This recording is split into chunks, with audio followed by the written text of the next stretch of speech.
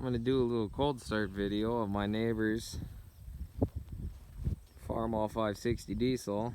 It's a 1960 model. This tractor was a gas, and then he bought our 715 International Combine, one of them that we had, and swapped the diesel in because the gas is in bad shape. The gas engine was. Then he got the diesel emblems on here. So this is actually the D301 engine, not the D282 that International offered with these. So it's got a little extra power here.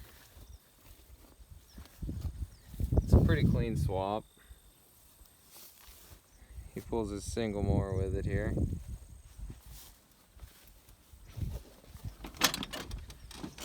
Sorry about the wind noise. Alrighty, so the first thing we're going to do is hold the glow plugs in.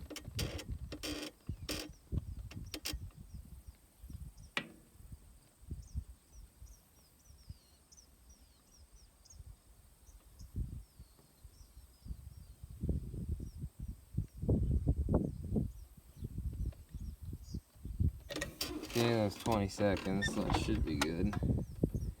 We're gonna flip the switch, hit the button.